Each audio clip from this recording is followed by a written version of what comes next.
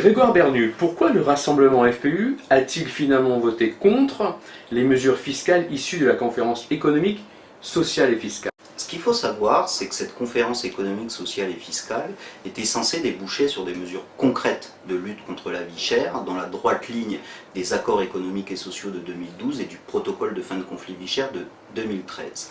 Or, à l'occasion de cette conférence économique, sociale et fiscale, il a surtout été question d'impôts, et très peu de vie chère, avec des impôts comme la contribution calédonienne de solidarité, qui ont pour effet de réduire le pouvoir d'achat des Calédoniens pour leur rendre la vie encore plus chère, alors que, je vous le rappelle, Calédonie Ensemble avait incité la population à descendre dans la rue à l'occasion des manifestations organisées de 2010 à 2012 par l'intersyndicale vie chère.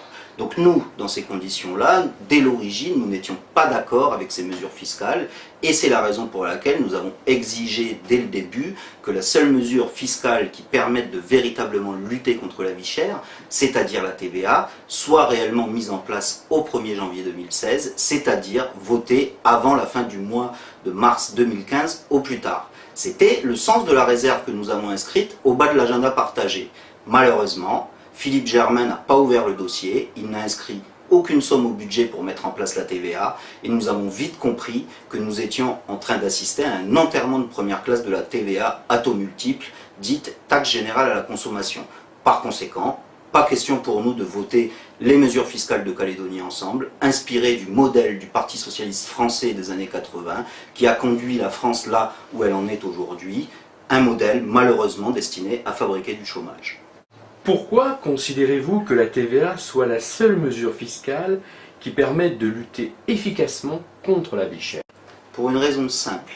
La TVA est le seul outil fiscal qui permettra de rendre les prix transparents pour lutter justement efficacement contre la vie chère, dans un pays où les droits et taxes à l'importation, non déductibles, conduisent les opérateurs à appliquer leur taux de marge sur des prix qui intègrent ces droits et taxes à l'importation, et donc de marger sur ces droits et taxes à l'importation.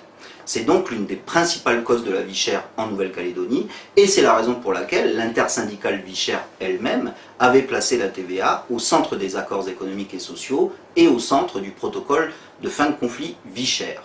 Parce que ce qu'il faut savoir également, c'est que notre fiscalité à l'importation, elle est inutilement complexe. Ça a été constaté dans de nombreux rapports qui ont été rédigés pour le compte de la Nouvelle-Calédonie. Cette fiscalité à l'importation, elle s'appuie sur près de 10 000 positions tarifaires et elle doit tenir compte de milliers d'exonérations, parfois octroyées à la carte et pourtant maintenues. Donc dans ces conditions, avec un tel maquis, comment imaginer que les contribuables calédoniens s'y retrouvent quand on sait que ce maquis se mesure au travers de plusieurs exemples concrets, au premier rang desquels les 108 taux différents qui portent sur 6 482 positions tarifaires, ce qui donne globalement 700 056 possibilités d'imposition. Donc encore une fois, avec un tel maquis, comment imaginer que les contribuables calédoniens s'y retrouvent? Pouvez-vous nous donner un exemple pour expliquer comment la TVA peut rendre la vie moins chère? Prenons un exemple simple. Dans le système actuel, avec les droits et taxes à l'importation, vous achetez un produit 100 et vous voulez le revendre. Vous allez donc payer 30% de droits et taxes à l'importation en moyenne. Votre prix de revient, c'est-à-dire ce que ça va vous coûter avant de le revendre, s'élèvera donc à 130, et ces 130 vont vous servir de base pour calculer votre marge. Maintenant, avec la TVA, sans les droits et taxes à l'importation, vous achetez le même produit 100 et vous voulez le revendre. Votre prix de revient s'élèvera donc à 100, et ces 100 vont vous servir de base pour calculer votre marge. Tant et si bien qu'au bout du compte, avec un taux de marge de 30%, dans le système actuel, le prix de vente va s'élever à 169, et dans un système avec une TVA à 10% sans les droits et taxes à l'importation, le prix de vente va s'élever à 143. Donc vous voyez bien, le système actuel génère un prix de vente à 169, et le système avec la TVA sans les droits et taxes à l'importation générerait un prix de vente à 143. Ça fait quand même un écart conséquent. Avec la TVA, comment protéger la production locale?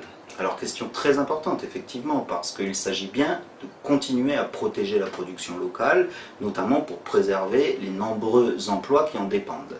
Il suffira tout simplement de conserver et d'utiliser à bon escient ce qui existe déjà, par exemple les quotas ou la ce qu'on appelle la TCPPL, c'est-à-dire la taxe conjoncturelle pour la protection de la production locale.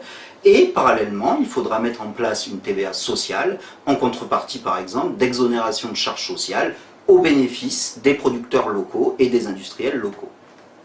Outre l'outil de lutte contre la vie chère, quel avantage pour la Nouvelle-Calédonie de mettre en place la TVA? Alors la TVA présente un grand nombre d'avantages, c'est d'ailleurs la raison pour laquelle elle existe dans plus de 140 pays développés.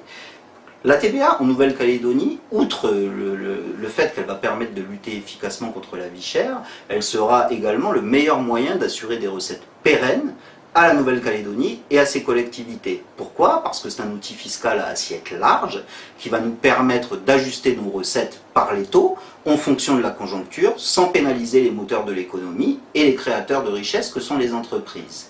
En outre, la TVA va permettre parallèlement de mettre enfin en place la TVA sociale qui sera finalement le moyen le plus juste de financer nos régimes sociaux en appliquant une taxe en fonction du lieu de la consommation, dans un pays où, vous le savez bien, la clé de répartition ne permet à la province sud de ne conserver que 50% des 90% de recettes fiscales qu'elle collecte. Et si demain on arrivait enfin à mettre une TVA sociale, ça permettrait de taxer tout autant les gens, qu'ils soient au sud, au nord ou aux îles.